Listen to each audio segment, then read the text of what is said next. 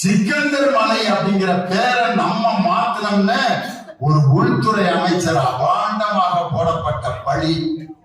இந்த பாட்டு திருப்பரங்குன்றத்தில் நீ சிரித்தால் முருகான் தான் எழுதியிருக்காங்களே ஒழிய சிக்கந்தர் மலை மீது நீ சிரித்தால் முருகா நாகூர் தர்காவிலே எதிரொலிக்கும் அப்படின்னா பாடினாங்க. இல்ல, ஒரு மத கலவரத்தை உண்டு பண்ண வேண்டும் என்பதற்காக திட்டமிட்டு நடத்தப்பட்ட ஒரு மிகப்பெரிய கேவலமான ஒரு கூட்டம் தான் அந்த இந்து முன்னணி அவர்கள் நடத்திய அந்த கேவலமான அந்த கூட்டம். அந்த கூட்டத்துல போய் அதிமுக முன்னாள் வருவாய்த்துறை அமைச்சர் ராஜீவ் உதயகுமார், பால்வளத்துறை அமைச்சர் ராஜேந்திர பாலாஜி, செய்தி மக்கள் தொடர்புத்துறை அமைச்சர் கடம்பூர் ராஜு எல்லாம் முக்கியமான விஞ்ஞானி, தெர்மோகோல் விஞ்ஞானி மரியாதைக்குரிய கூட்டுறவுத்துறை அமைச்சர் செல்லூர் ராஜு எல்லாம் உட்கார்ந்து அண்ணாமலைங்கிற அந்த தலைவர் நீங்க இருக்கக்கூடாதுன்னு சொன்னதுக்கு என்ன காரணம்?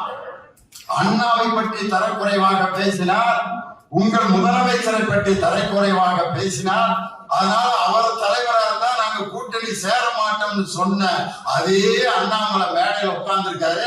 பக்கத்துல ரோசம் இல்லாம வெட்கம் இல்லாம பக்கத்துல கையை கட்டி உட்கார்ந்து கொண்டு அண்ணாவையும் பெரியாரையும் அவர்கள் கேவலமாக பேசுவதை பார்த்துவிட்டு ஒரு நாள் கழிச்சு வந்து ஒரு நாள் ஆச்சு ரோசம் வர்றது.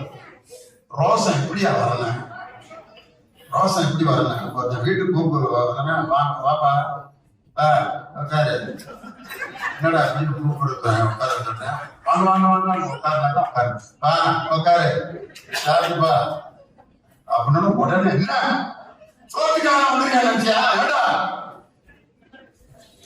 ஆளு முறை சோறு வேணா ஒரு சேர்த்து, இவன் தான் மனுஷன். அவனுடைய உணர்வு பாதிக்கப்படும் போது உடனே எவன் கொந்தளிக்கிறானோ அவன் தான் மனுஷன்.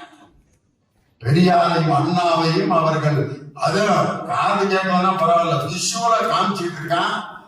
எந்தவித சொரணையும் இல்லாமல் அமர்ந்திருக்கிறார்கள் என்று சொன்னால் இவர்கள் பதவிக்காக எதை வேண்டுமானாலும் இழப்பதற்கு தயாராக இருப்பார்கள் அந்த இடத்துல காட்டிட்டாங்களே.